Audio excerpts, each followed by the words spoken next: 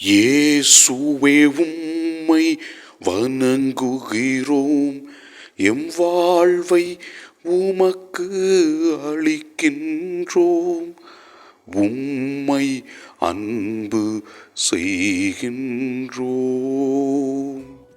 இறைவா, நாங்கள் தீய செயல்களை விட்டுவிட்டு நற்செயல்களை செய்ய வேண்டும் என்று எங்களுக்கு அறிவுரை கூறுகின்றவரே, எங்கள் நற்செயல்களை முன்னிட்டு எங்களை ஆசிர்வதிக்கின்றவரே, நீர் கொடுக்கின்ற ஆசிர்வாதங்களுக்காக நன்றி சொல்லி உம்மை ஆராதிக்கின்றோம்.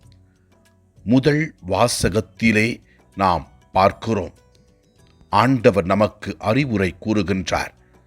நம்மையே நாம் கழுவி தூய்மைப்படுத்த வேண்டும் என்றும், தீய செயல்களை விட்டுவிட்டு நாம் நல்ல செயல்களை செய்ய வேண்டும் என்று ஆண்டவர் நமக்கு அறிவுரை கூறுகின்றார்.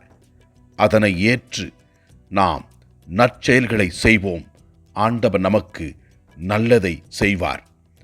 நற்செய்தி வாசகத்திலே இயேசு கூறுகின்றார், இதோ ஆண்டவர் கொடுத்திருக்கிற வாழ்க்கையை பயன்படுத்தி நாம் அவருக்கு முதலிடம் கொடுக்க வேண்டும் என்றும், அவரை பின்பற்றும் பொழுது நாம் நம் வாழ்க்கையில் வருகின்ற சிலுவைகளை ஏற்று அவரை பின்தொடர வேண்டும் என்றும், மேலும் ஆண்டவர் நமக்கு கூறுகின்றார், நாம் செய்கின்ற உதவிகளை அவர் பார்த்து நமக்கு கண்டிப்பாக உதவி செய்வார் என்று தெளிவுபடுத்துகின்றார். நாம் கடவுளின் அருளை பெற்றிருக்கிறோம். வாழ்க்கை என்னும் கொடையை பயன்படுத்தி இறைவனுக்கு ஏற்றவர்களாக நம்முடைய சொல்லாலும் செயலாலும் ஆண்டவருக்கு உகந்தவர்களாக இருப்போம். இறைவன் நம்மை ஆசிர்வதிப்பார். ஆண்டவரின் அன்பு சீடர்களாக இருக்கும் பொழுது பல வகையான கஷ்டங்கள், துன்பங்கள், நோய்கள், பிணிகள் வந்தாலும் நாம் தளர்ந்து விடாமல் இறைவனை தொடர்ந்து பின்பற்றி வாழ்வோம். நல்ல சிந்தனைகளோடு நற்செயல்களை செய்வோம். இறை வார்த்தையை பின்பற்றி வாழ்வோம். நமக்கு ஆண்டவர் கண்டிப்பாக ஆசீர்வாதம் கொடுப்பார். அற்புதங்களை காண செய்வார்.